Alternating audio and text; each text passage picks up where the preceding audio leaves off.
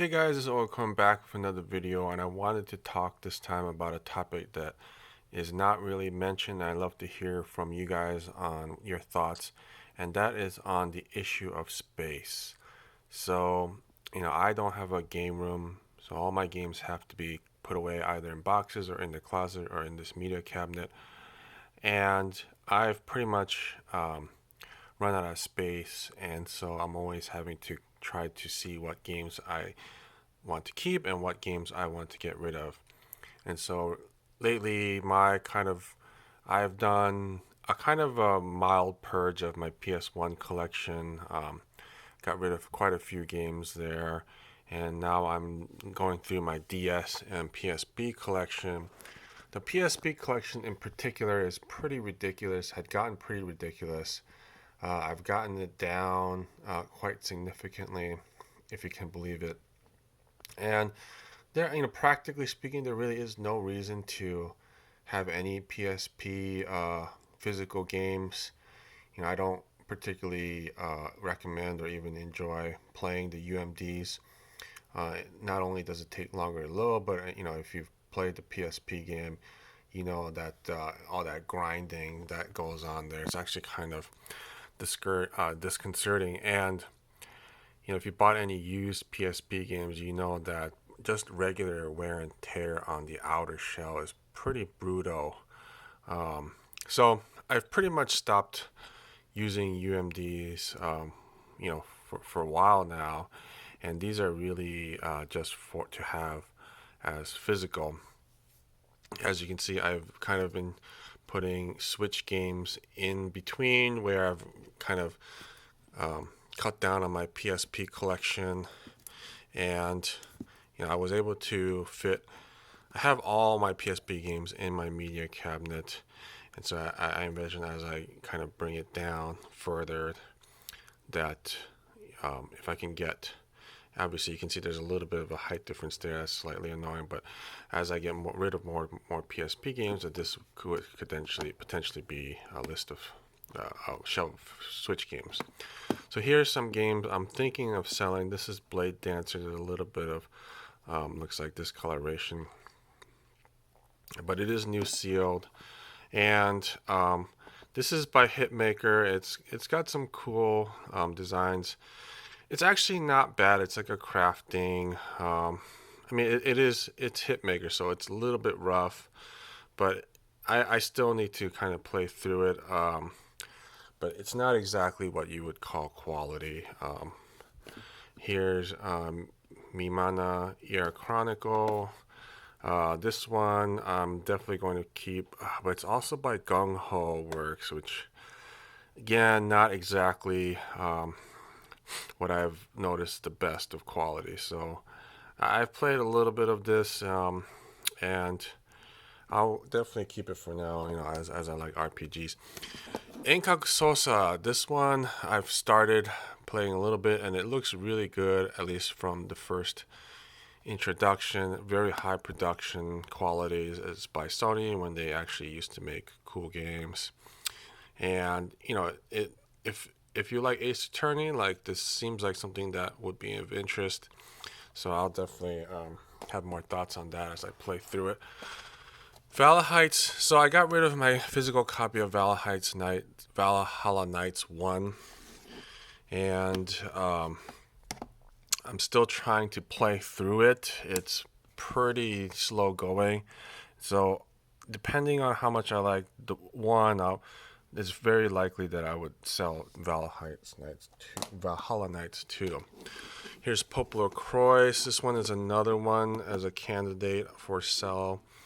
Mostly because this is a mashup of Popolo Croix 1 and 2 on the PS1, so it's kind of like a bridge version of two games.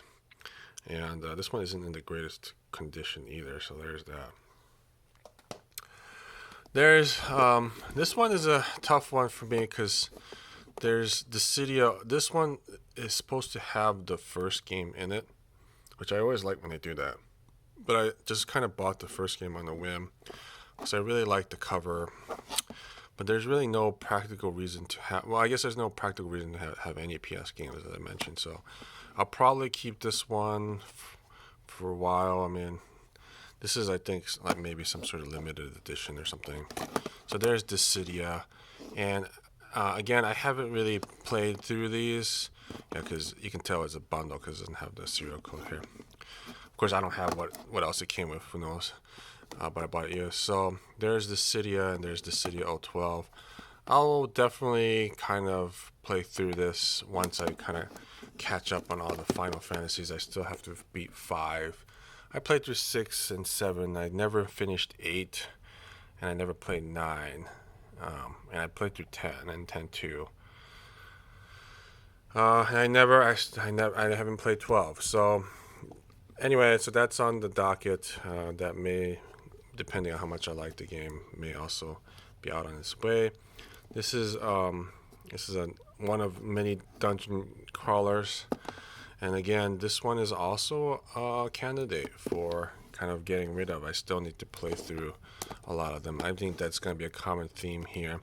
Magna Carta Portable. This one is another good candidate for purging because it's originally on the PS2, so they ported it from the PS2. Obviously, going from PS2 to PSP, there's probably some changes. I don't know how different this is, but I really like the Korean guy who's the character design, and don't know what he's been doing these days, but hope to see more games with his art. Here's Unchained Blades, Rex, and yeah, this one, as you can see, is also sealed. So a lot of I'll definitely be playing through this Shiragane no Karuto Soku no Jo, and depending on how much I've kind of been really cutting down on the visual novels. This Pasta to Chime continue, especially the ones that were ported from other platforms. This one, as actually turns out, it's some sort of RPG, so I'm keeping this one, maybe with some visual component. Here's Mana Cameo 1 and 2 portable. I really like the art style, and I like the cover. The portable, again, is a PS2 port, so on all accounts, it seems to be worse port in terms of load time. But again, playing on the UMD, not playing on the UMD, I'm sure we'll fix that to a large degree. Clannad. This was the only. These side stories were only on PSP, so I was definitely planning on keeping them. They are coming out on Switch sometime later this year. So again, I watched the anime. It was probably one of the most boring anime I've ever seen, but I have not played through the game. And it's you have to be in a certain mood to play a game like Clannad. I think you would have to feel pretty happy, so that you don't want to play a depressing game when you're already down. So I think these are just some of the games that I'm looking to maybe purge at some point. There's R15 portable in the back there. Ikitosen, man, these are these side-scrolling shooters that are pretty rough. I mean, but again, it's something that I would like to keep. That I would like to keep for the collection. So apparently, someone paid $60 for this at one point. That was not me. And they don't make these types of games anymore. So I'm inclined to keep these, but it's not exactly the best side. What do you call them? Beltway action games that you would find necessarily. So here you go. There's kind of what I've been up to, and let me know what you guys think and what your guys' space situation is, and if you have plenty of space, maybe you have an entire game house like Last Gamer, or maybe you have parents or supportive family where you can leave some of your stuff. Let me know in the comments for the three of you who watch my videos, and I will see you guys next time.